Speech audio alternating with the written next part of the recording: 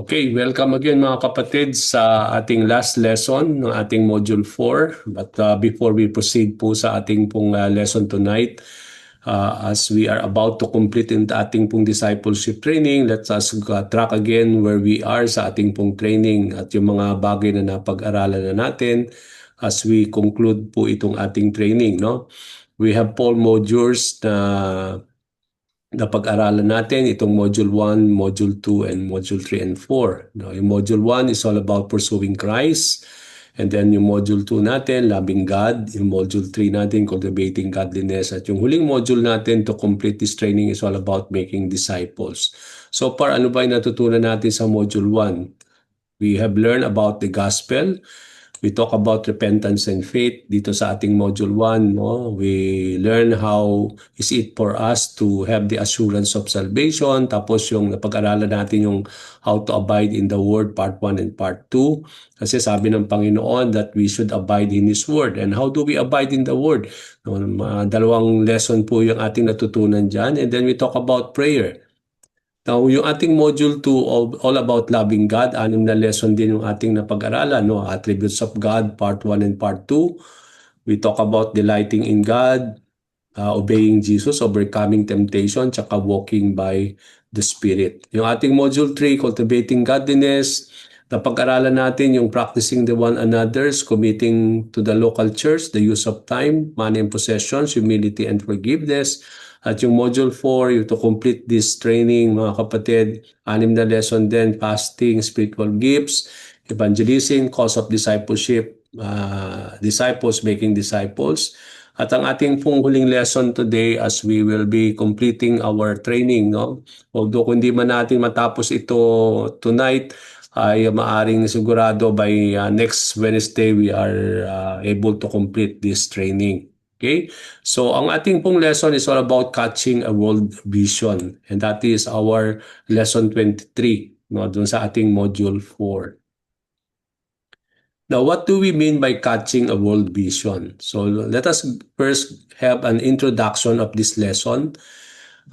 In this final lesson, sabi po dun sa ating manual, we are going to look at the responsibility of every disciple to advance the kingdom of Jesus Christ around the world.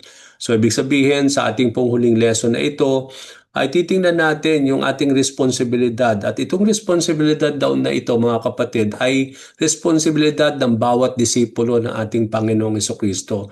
So kung itinuturing po natin na tayo mga disipulo ng Panginoon, so ito ay responsibilidad natin. Ano po ba yung responsibility ng every disciple of the Lord?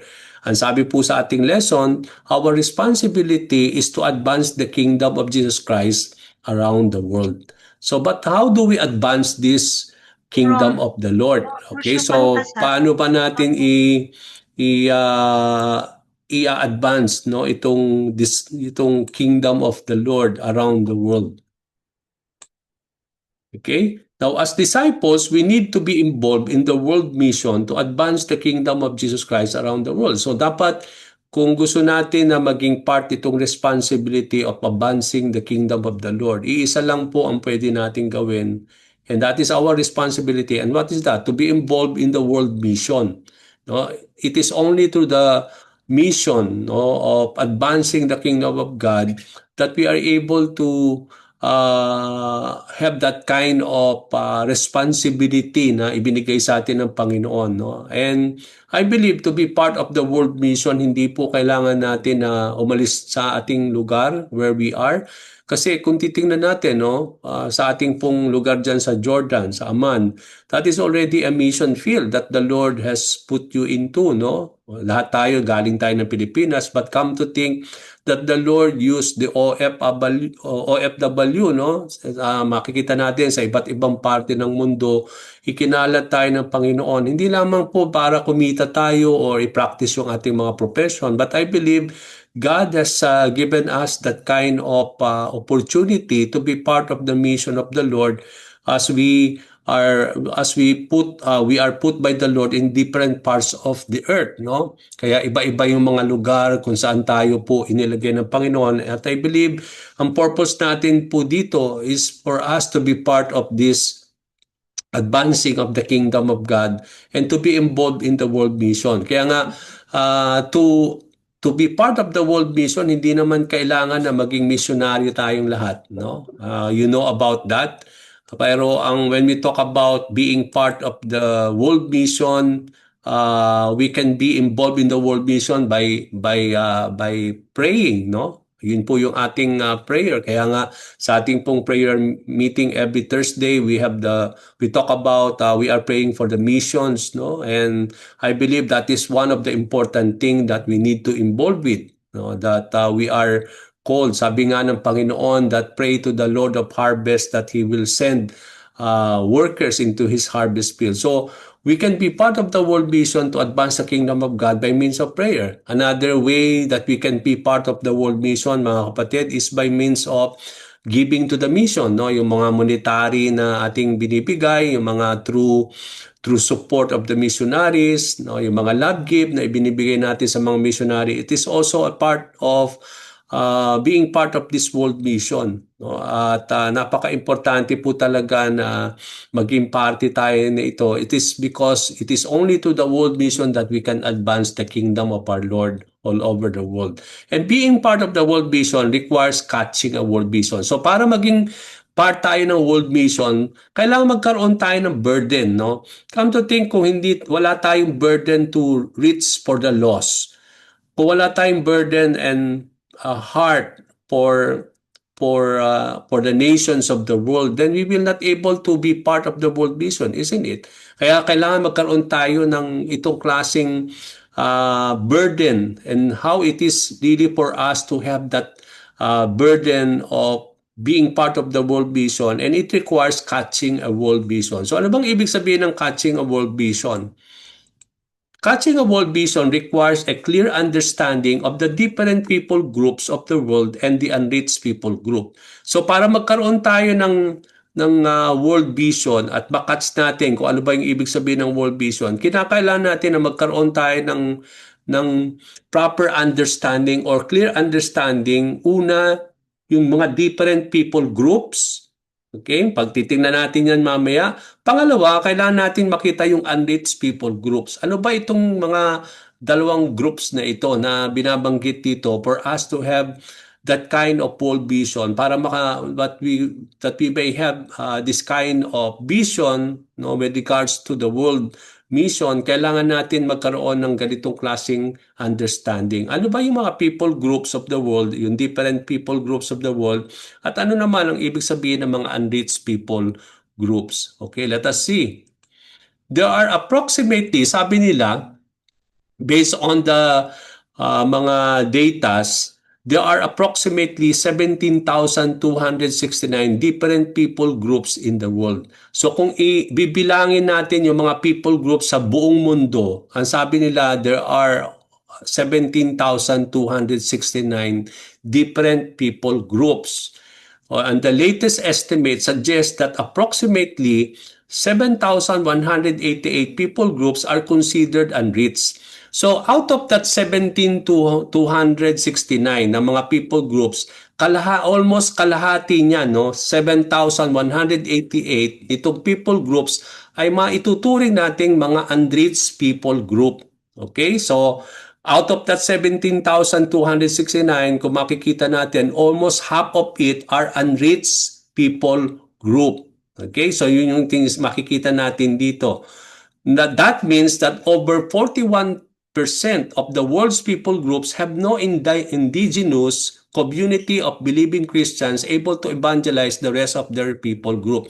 So kung titingnan natin, almost 41% ng mga people groups na yan, out of that 17,000, walang community of believing Christians. Ibig sabihin, walang mga church doon, walang mga Kristiyano dun sa mga areas na yan, yung mga groups na yan, no, ng people group, almost 41% of that world people group ay walang indigenous community. Pag sinabi nating indigenous community, walang mga believing Christians sa mga lugar na yan na makapag-evangelize the rest of their people group, no? So walang mga Kristiyano, walang misyonaryo, walang mga tao na pwedeng gamitin ng Panginoon upang maghasik at magdala ng magandang balita.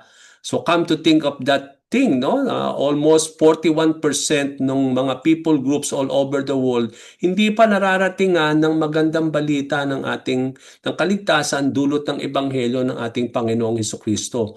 Kaya nga sabi ko nga kanina, para magkaroon tayo ng maging part itong world mission, kailangan nating makatch itong world vision na ito. And for us to have that world vision, kailangan nating mag-grasp na come to think of the reality na napakaraming tao pa ang hindi nararatingan, hindi nakakarinig pa ng magandang balita ng ating Panginoon. Kaya na doon natin makikita yung urgency para maging part tayo ng world vision, ng world mission, no? Kahit hindi man na yung maging misyonaryo, is that we are able to support the missionary o yung world vision by means of prayer, by means of sending our support, no? At kasi kung titingnan natin, napakalaki pang percentage ang dapat abutin sa mga people groups all over the world na hindi pa nakakarinig ng magandang balita, na walang community of believing Christians na pwedeng gamitin sa mga lugar na yan para maabot ang mga tao when it comes to the gospel or the gospel of salvation. Okay? Now, so a people group, pag sinabi nating a people group, at kanina nakita natin almost 17,000 people group yan, no? All over the world. Pag sinabi nating people group is an ethno-linguistic group with a common self-identity that is shared by the various members.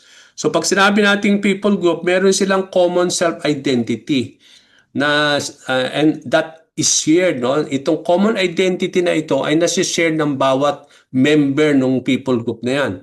For strategic purposes, it is the largest group within which the gospel can spread without encountering barriers of understanding or acceptance. So, kapag merong regarding dito sa mga people group na ito, no, makikita natin dito dahil they shared self-identity and they shared common thing, no, among themselves. Kaya kapag dating po sa gospel, kung makita natin, yung gospel can spread without encountering barriers, no? Hindi tayo kapag nagkakaroon tayo ng ganyan, kapag naihasik po yung gospel at naibahagi sa kanila yung gospel, hindi raw nagkakaroon ng barriers, no? Hindi mag-encounter ng barriers of understanding or acceptance. Kaya nga kung titingnan natin, no, for example, in our country, the Philippines, no, we can be we can be one of the people groups, no, all over the world. As being Filipinos, we have our common self-identity, no, and we share in that kind of identity as fellow members of our country, the Philippines, no, bilang mga kababayan o bilang mga mamamayan ng ating bansang Pilipinas, no. At kung makikita natin dito, hindi tayo nakaka-encounter ng barrier, no, of understanding or accepting the gospel is because of our, sabi nga natin, because of our situation in the Philippines, no. Come to think, sabi nga nila, Philippines is the only Christian country over the Asia, no? Kung makisa natin doon. So I believe there is no barrier for us to understand. But come to think of this, merong mga people group all over the world na they encounter these barriers, no? They encounter the barriers of understanding and accepting the gospel. So pag sinabi naman nating unreached people groups, mga kapatid, ito yung mga undefiable group of people distinguished by a distinct culture. Meron silang sariling kultura, meron silang language or social class who lack a community of Christians able to evangelize the rest of the people group without outside help. So kung makikita natin, pag sinabi nating unreached people groups, ito yung tinutukoy natin 41% kanina out of the people groups. So out of that 17,000 people groups, 41% daw niyan, almost 7,000 mahigit, ay maiko-consider nating unreached people group. Ito raw ay mga group of people na mayroong sariling kultura, language, sa social class na hulak community of Christians able to evangelize the rest of the people group without outside help. So within themselves, they are lacking Christians na able to evangelize, no, itong mga taong ito, and it can only happen when there is an outside help. Or for example, kung merong magpapadalang misyonaryo or a mission group wherein they will send missionary dito sa mga lugar na ito, kaya somehow nakakarinig o na-evangelize itong mga lugar na ito, no? But kung hindi magpapadala at walang outside help, walang magpupuntang mga misyonaryo diyan, o walang mga missionary group na tutulong sa mga unreached people na ito, it means they will not able to hear the gospel at all kasi they lack a number of Christians who are able to evangelize them, no, at without the outside help of missionary. So the only opportunity for the unreached people group to hear about salvation is through an external witness. So ibig sabihin, kailangan talaga with internal, wala silang ganoon kasi walang mga Kristiyanong karamihan dun sa mga unreached people group na yan. So kailangan yung external witness. Ito yung mga tao na pupunta sa mga lugar na yan, dito sa mga lugar na yan na unreached people group, at sila naman ang magbabahagi, no, regarding about so that they may able to hear salvation regarding the gospel of our Lord Jesus Christ. So yun lang yung kanilang opportunity para marinig nila ang ebanghelyo kapag merong pupunta doon outside their place or outside this people group, wherein they will have the external witness, no, regarding about the gospel of our Lord Jesus Christ. Okay? It is estimated, sabi nila, na 8.08 billion people alive in the world today, that 3.42 billion of them live in an unreached people. So, sabi nila, all over the world, ang ating population po is 8.08 billion. So, out of 8.08 billion, 3.42 billion of them, ng population, ay nakatira sa mga unreached people group with a little na nakatiting or no access to the gospel of our Lord Jesus Christ. So, come to think of this, no, almost 1/3 nitong population of the world, yung mga tao na yan na 3.42 billion ay nakatira sa mga unreached people group na walang access o katiting na access o wala talaga o maliit ang access when it comes to the gospel of our Lord Jesus Christ, no? Dahil wala mga church doon o walang gaano mga Christian na mga nandoon. And out of this 3.42 billion, they are just relying on external witnesses. Yun nga yung naghihintay lang sila na may pupunta doon mga misyonaryo o mga taong magagamit ng Panginoon upang ibahagi sa kanila ang magandang balita ng kaligtasan. And come to think, it's almost 1/3 of the population of the world are considered to be unreached people group. Kung wala silang access o hindi pa sila nakakarinig ng magandang balita ng ating Panginoong Hesukristo. So kung hindi natin magagrasp itong vision na ito, hindi natin makakatch itong world vision na ito, hindi tayo hahayo. Hindi talaga tayo magkakaroon ng passion or burden for the lost people kasi hindi natin alam, wala tayong clear understanding of what is going on all over the world, no, na ganito pala katindi yung numero o yung data when it comes to sa mga tao na hindi pa nakakarinig o walang access when it comes to the gospel of our Lord Jesus Christ. Okay? So the vast majority daw of 85% of these unreached people groups exist in the 1040 window. Kung mapapansin ninyo sa ating pong prayer every Thursday night, meron sa missions, lagi natin pinagpe-pray yung 1040 window. Ito yung mga area na it is considered to be a 1040 window, at ang mga nakapaloob dyan sa 1040 window ay yung mga area o yung mga nations na talaga mako-consider natin unreached people unreached people group, no, sorry for that, no, it should be unreached people group, na out of that, sabi nga natin, ay karamihan dyan ay dyan sila nandoon, no? Doon sila nakatira sa mga areas na yan, sa 1040 window.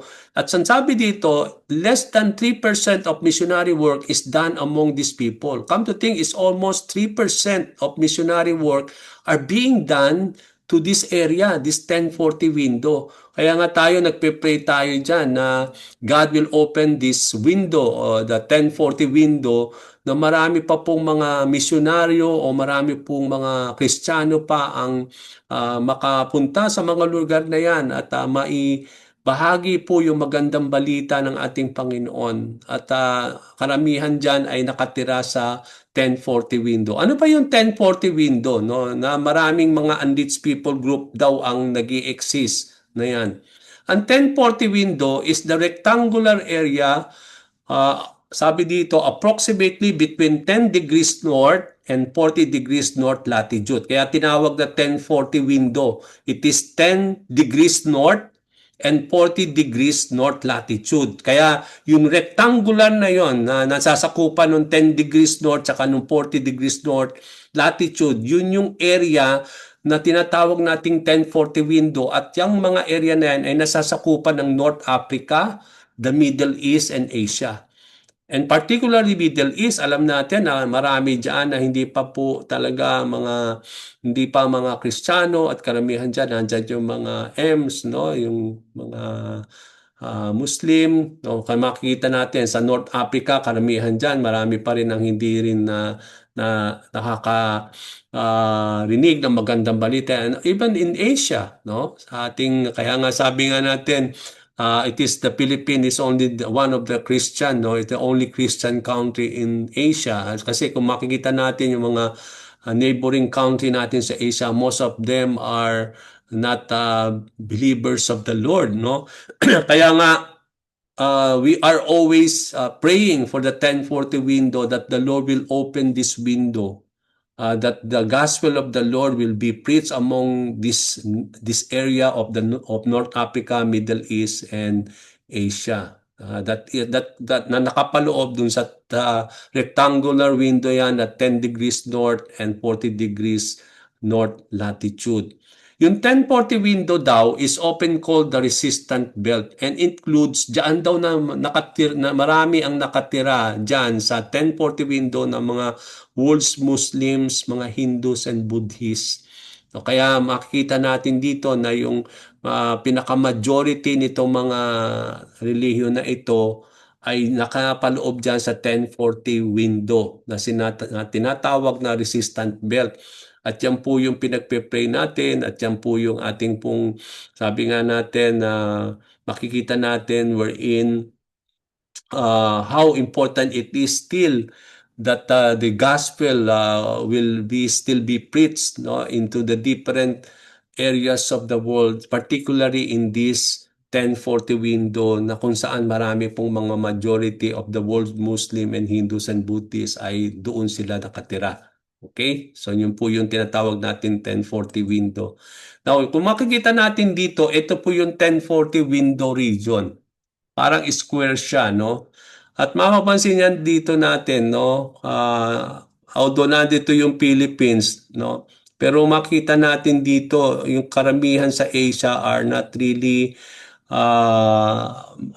doon natin makikita na very less yung gawain ng Panginoon. Kung meron man, hindi ganun ka no, at hindi na i-acknowledge. Nandiyan po yung Japan, yung North Korea, yung Mongolia, China, no, nandiyan po yung mga Bangladesh, Myanmar, Thailand, Laos, Cambodia, Malaysia, Brunei, Sri Lanka, Maldives, no, yung India, where there are a lot of Hindus, di ba? Yung Pakistan, Afghanistan, yung Iran. Here is the Middle East here where we are, then UAE, and then andyan po yung Jordan, Syria, yung Turkey, Lebanon, Israel, Palestine, Albania. So ito po yung 1040 window na kung makikita natin dito, ito yung pinagpe-pray natin.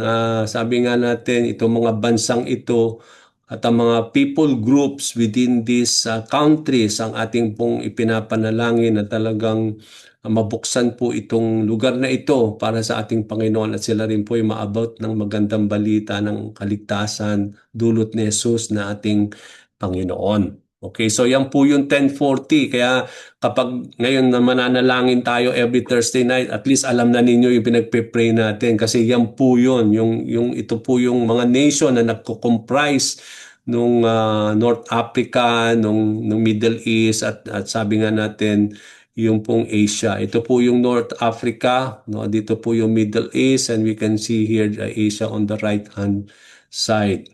Okay? Now, ultimately, what all this means is that believers who have the knowledge of the gospel have a moral responsibility to do what they can to reach those who don't. So, yun nga yung sinasabi natin no, kanina, na meron tayong responsibilidad no, when it comes to advancing the kingdom of God, particularly when it comes to the world mission. So, kailangan daw na bago tayo maging parte nitong klaseng responsibilidad na ito, kailangan natin magkaroon ng knowledge of the gospel. At kung meron na tayong ganyang knowledge of the gospel, ay diyan tayo magkakaroon ng moral responsibility to do that of how we can reach those, no, sabi nga na to responsibility to do what they can to reach those who don't. So, kailangan natin talaga na to reach out for people for the Lord and that we may able to share that knowledge of the gospel to these people who doesn't know yet about the gospel of our Lord Jesus Christ. So yan po yung responsibility natin. Dapat makats natin yung vision na yan, yung world vision na yan na tayo parte nitong vision na ito of how we are called by the Lord to bring the gospel to all the nations. Diba? Yun nga sabi po sa Mark chapter 16, sabi ng Panginoon, go to the world, no? Go and preach the gospel to all the nations. No? Hindi lang po to make disciples, but we are called to preach the gospel to all the nations of the world. And it is our moral responsibility. Kaya tamang-tama itong natututunan natin na ito, no? Na part of ng ating training dito sa discipleship training natin ay magkaroon tayo nitong klaseng vision na ito, no? When it comes to bringing the gospel so that these people may come to have that knowledge of the gospel of the Lord. Okay? So the purpose of this study ngayon, ng ating pong lesson today, is to awaken us to the great need to get the gospel to every people group of the world. Come to think, 17,000 people group, half of that, 41% of that are unreached people group na hindi po walang access sa Bible, walang access sa magandang balita ng kaligtasan, no? At wala ding ganong karaming mga misyonaryo na pwedeng magamit o maghahasik ng magandang balita at napakagandang itong pag-aaral natin na ito para magising tayo sa katotohanan na napakalaki po ang pangangailangan para ang ebanghelyo ng ating Panginoong Hesukristo ay maiparating sa every people group of the world. Na almost 41% of that have no access of the gospel of the Lord and motivate you to either go yourself or send someone in your place, no? Yung para bang pag na-awaken tayo nitong at we are able to catch this world, this vision, the world vision, ay hindi lamang na mamomotivate tayo to go by ourselves, no? Yung talagang magmi-mission tayo o talagang maghahasik tayo ng magandang balita, but also to send someone in your place, no? Sabi ko nga, hindi naman tayo limited kung hindi tayo magiging part itong world mission by going to that places, no? But then we can still support the world vision by our prayers, no? Parang pakabahagi na rin kayo ng World Vision kung magiging bahagi tayo ng as we pray for the world mission, as we pray for the missionary, as we pray for the 1040 window, no, yung mga bansang nakapaloob doon. I believe you are also involving yourself to this great calling of the Lord, no, to bring the gospel to this especially to the unreached people group. No? And also, sabi ko nga, we can still support the world mission by giving to the world mission. Kaya yung kapag nagbibigay tayo sa mission, kapag tayo nagbibigay sa church, no, and it is being used to support the mission, no, of reaching the people for the Lord. So yan po yung catching the world vision. No?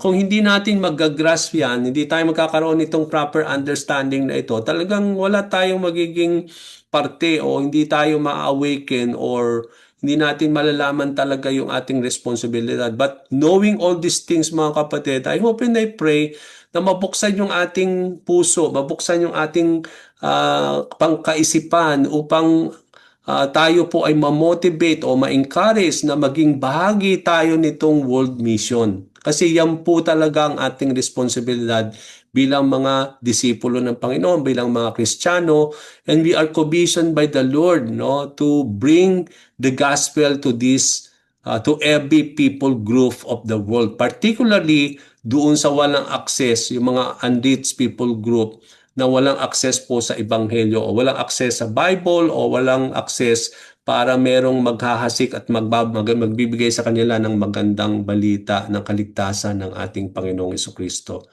Okay, so punta tayo sa question and answer ng ating pong manual. Sabi dito, read the following scriptures and identify where God has called His people to go.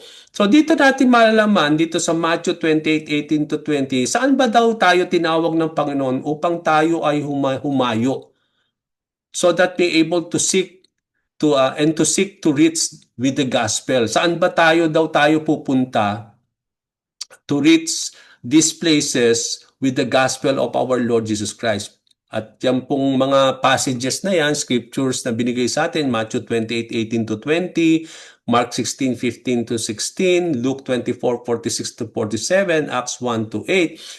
Dito natin makikita, ito yung mga lugar where God has called us to go and seek to reach people with the gospel of our Lord Jesus Christ. So tingnan po natin yung bawat scriptures na yan for us to catch the world vision of how we are called by the Lord to go to these places, no? To go to these people groups or anong mga tinutukoy dito na mga people groups na we are called by the Lord to go. Okay, so dito sa Matthew 28:18 to 20, alam na natin po yan, no? Pinag-aralan natin din sa isa sa mga lessons natin dito sa Module 4.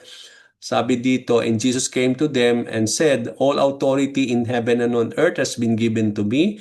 Therefore, go and make disciples of all nations, baptizing them in the name of the Father and of the Son and of the Holy Spirit, and teaching them to obey everything I have commanded you, and surely I am with you always to the very end of the age.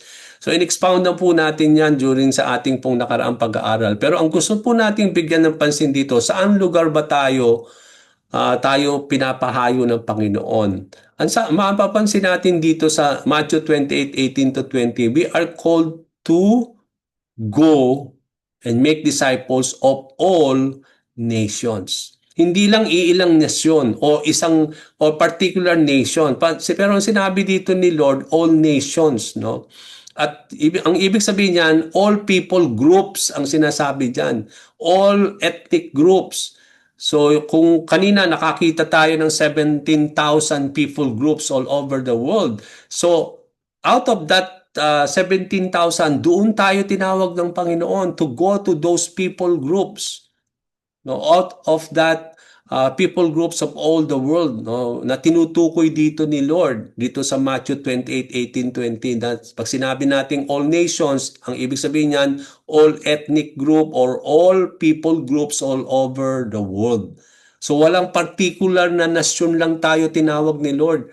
Yung sabihin, out of that 17,000 plus people group, lahat dapat ng mga people group na yon ay may mga maghahasik na magandang balita, mayroong mga hahayo doon sa mga people groups na yan upang ibahagi ang magandang balita ng kaligtasan dulot ng ating Panginoon.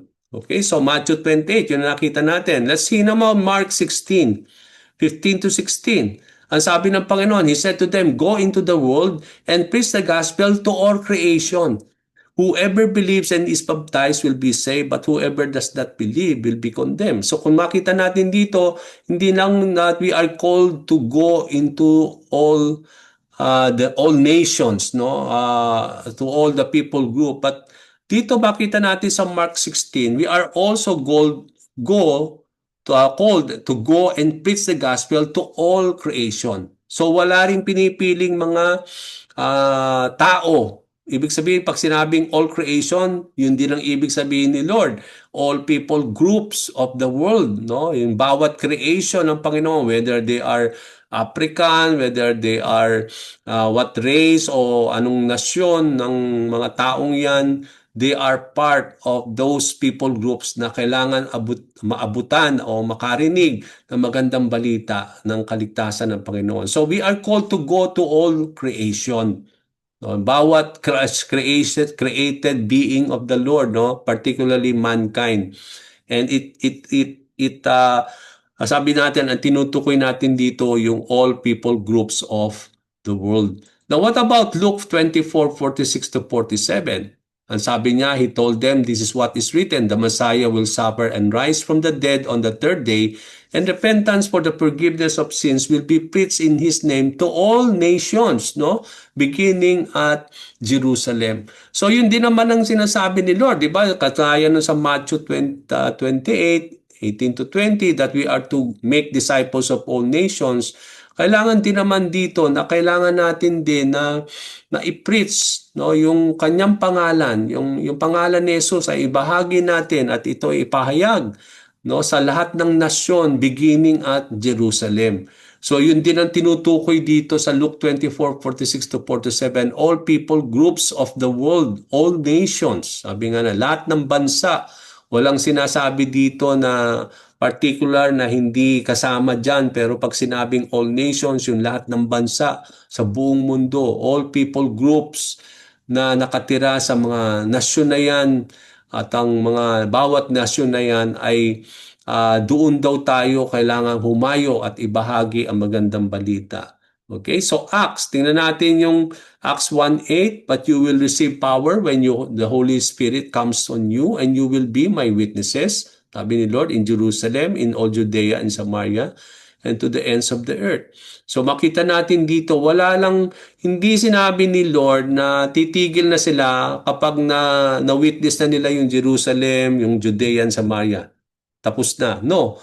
Pero kung mapapansin natin, walang hangganan yung power na marireceive natin sa Holy Spirit when you become a witness of the Lord. Mag-uumpisa lang sa Jerusalem, sa Judea and Samaria, pero after that, hindi natapos, no? Sabi ni Lord, and to the ends of the earth, and to the farthest remote of the world, no? Ibig sabihin, walang hangganan. Yung lahat ng lugar pa rin ang tinutukoy dito, no? Yung to the ends of the earth, kung saan sabi nga natin, yung hangganan ng buong mundo, doon pa rin kasama yon, no? That we will become witnesses to this, not only to Jerusalem, in Judea and Samaria, but even to the farthest remote areas of the world, no? Even to the ends of the earth. So, ibig sabihin, walang hangganan yung ating paghahasik ng magandang balita. And it includes na naman all nations, all the people groups, no? Particularly ito mga unreached people group. Okay? So kung babalikan natin yung ating pong kaninang question, papansin niyo sa Matthew 28:18 to 20, where God has called us, being people, where to go, we are called to go to all the nations. In Mark 16:15 to 16, we are called to go to all creation. In Luke 24:46 to 47, we are called to go to all the nations, no? Ganun din, to all the nations uli. And Acts 1:8, to the remotest part of the earth. Pag sinabi nating remotest part, even ganun kalayo yung lugar na yan, or even to the farthest end of the world, kailangan pa rin nating pumunta sa mga lugar na yon.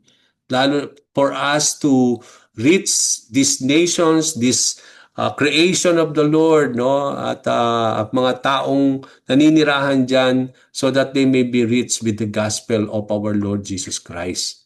Okay, so yun yung makita natin dito sa ating lesson question number 1. Now let's go to question number 2. Now read Romans 15:20 to 21. Where did Paul aspire to preach the gospel? So why did he want to preach the gospel? So dito sa verse na ito, titingnan natin ano yung inaasam ni Paul o dinidesire niya na kung saan gusto niyang i-preach yung ebanghelyo. And at ang tanong din, second question, why did he want to preach the gospel? Bakit gusto niyang ibahagi yung gospel doon sa lugar na yan na gusto niyang marating? Okay, so tingnan natin yung verse na ito. Sabi po sa Romans 15:20 to 21, it has always been my ambition, no, to preach the gospel where Christ was not known, so that I would not be building on someone else's foundation. Rather, as it is written, those who were not told about him will see, and those who have not heard will understand. So, makikita natin yung strategy ni Paul. Saan siya humahayo? Saan siya nagpupunta? Kung mapapansin natin, yung mga lugar na kanyang hinasikan o nagbahagi siya ng magandang balita, hindi ito yung mga lugar na marami ng Kristiyano. Kaya kung mapapansin natin yung first missionary journey ni Paul, yung second, yung third, no, yung fourth, yun nga, yung Rome, makita natin dito, wala pang mga karamihang mga Kristiyano ang mga nandoon, but he came and to these places to preach the gospel. So ang kanyang ina-aspire lagi, mga kapatid, at sabi niya dito, it is always been my ambition. Yan yung kanyang ina-aspire, no? Yung kanyang inaasam na yan yung dinidesire niya, ina-ambition na siya'y makapagbahagi ng gospel where Christ was not known, sa mga lugar na hindi pa nakakakilala kay Kristo. Kaya nga sa atin, ang dali nating makapag-evangelize sa mga lugar na marami ng Christian eh. Pero kung titingnan natin, saan ba tayo dapat humayo, no? I believe we should be like Paul, na dapat ang asimin natin, ambisyonin natin ay yung mga lugar kung saan hindi pa nakakakilala yung lugar na yung kay Kristo. Kasi nonsense mga kapatid na kung mapapansin natin ngayon na parang nagtitipon-tipon ang lahat ng mga Kristiyano sa isang lugar na napakarami ng Kristiyano doon. Pero come to think, no, 'di ba? Nakita natin sa out of 17,000 people group, almost 60% ay may mga Kristiyano. Pero yung 41%, makikita natin walang mga naghahasik doon, no? Ibig sabihin out of that people group, doon sa 60%, nandun lahat ang mga Kristiyano. Kaya there are times, kaya that explains the bawat mga churches nagkakaroon ng classes is because doon tayo nagtitipon-tipon na marami ng mga churches doon, marami ng mga Kristiyano na minsan nagkakaroon na ng mga alitan o nagkakaroon na ng mga kompetisyon ng mga churches is because doon tayo nag-iipon-ipon sa mga lugar na marami ng mga Kristiyano, marami ng tao nakarinig kay Jesus Christ, pero 41% na nakita natin kanina doon ay hindi pa nararatingan ng magandang balita. Kaya si Paul, hindi siya nagpupunta sa mga lugar na marami ng churches, na marami ng mga Kristiyano nakakilala kay Lord. Pero ang ina-aspire niya, ina-ambition niya ay yung mga lugar na wala pang nakakakilala kay Lord. At I believe that should be our own ambition as well, no? Bakit ina-aspire ni Paul pumunta sa mga lugar na wherein na hindi pa nakakakilala itong lugar na ito ay mga tao doon kay Kristo? Sabi niya, so that, anong reason? So that I would not be building on someone else's foundation. Yung para bang kung pupunta ka sa isang lugar na meron na palang nagtanim doon, kaya nagkaroon ng church doon, tapos kung doon ka rin pupunta, then you are building on the same, on someone else foundation also, no? Kaya mas maganda siguro yung pupunta tayo sa isang lugar na wala pang nakapagpundar ng church o nakapaghasik ng maganda balita, yung hindi pa naaabot, yun nga yung tinatawag nating unreached people group. Yun nga, doon tayo dapat magtayo o mag-build, no, ng church, no, at doon tayo talagang maggawa ng gawain upang ang mga tao doon na hindi pa na-reach na maganda balita ay they may come to know about Jesus Christ. Sabi dito, rather it is written, di ba? Sabi dito, those who were not told about him will see. So yung mga lugar na yon na hindi pa nakakarinig, walang nagsasabi sa kanila, ay makakakita sila when it comes to the Lord, no? Yung mga lugar na yon na hindi nakakarinig will able to understand. Come to think, kung doon tayo pupunta sa mga who are able to see Christ already, those who are able to hear already and understand about the Lord. So, somehow we are already building on someone else's foundation. Pero kung tayo naman ay pupunta sa mga lugar na hindi pa nakakarinig at hindi pa nakakakita, no, kay Kristo, come to think of that, at hindi rin sila nakakarinig ng magandang balita so that they may able to understand it. Kaya yun yung makita natin na kakaiba when it comes to Paul. And I believe as a church, as believers in Christ, dapat ganito tayo. No? We will go to those places, to those areas na talagang nangangailangan na maghasik ng magandang balita. Hindi tayo makikisiksik pa doon sa napakarami ng churches at mga tao na talagang nandun na sila sa isang lugar na napakarami na nila doon, pero compare naman sa lugar na hindi pa nararatingan ng magandang balita. So we rather go to those places na hindi pa nakakarinig, hindi pa nakakakita ng kaligtasan dulot ng ating Panginoon. So, if we answer these things, where did Paul aspire to preach the gospel? Where Christ was not known. Yun yung lugar na gusto niyang puntahan. Kung saan si Kristo hindi pa nakilala ng mga tao. Yun yung gusto niyang puntahan. And I believe that's the same thing that the Lord is teaching us also today in this lesson, that if we want to be part of the mission or the world mission, siguro ang gusto nating targetin yung mga lugar na talagang hindi pa na ipapahayag si Kristo, na marami pang mga taong hindi nakakaalam sa Kanya, doon tayo pumunta para siya'y makilala nila at siya ay matunghayan nila yung kaligtasan na dulot ng ating Panginoon. So why did he want to preach the gospel in this area? So that he would not build on another man's foundation. Okay, so yung hindi na tayo somehow na building on another, na meron na ng pundasyon doon and we are building on it or more. Siguro mas maganda na we build on there is no foundation yet. Yung wala pang pundasyon. But if there is already a church there, then hindi na tayo makikisama pa doon, no? Makikigulo pa doon, no? Kaya nga minsan nagkakagulo ang mga Kristiyano kasi nagsisiksikan tayo sa isang lugar na alam naman natin na ang dami pang mga lugar na dapat abutin natin, no? Kaya dapat ma-disperse po tayo at talagang ma-distribute lahat ng mga mananampalataya sa iba't ibang parte ng mundo para hindi lang tayo sa isang lugar o so doon lang tayo na nakakoncentrate, but we are called by the Lord to all the nations. Nakita natin to all the creation, sabi natin doon, and even to the farthest ends of the world, to the remote areas of the world. No? Kailangan natin abutin sila ng kaligtasan, ng pagmamahal ng Panginoon, dulot ng ebanghelyo ng ating Panginoong Jesucristo. Okay, so we will stop from here muna, no? And then we will continue it, and I believe matatapos po natin itong ating pong lesson na ito next week to conclude po yung ating training, no? Sa as we uh, uh, as we finish itong ating pong discipleship training. Okay, so let me just stop the recording first.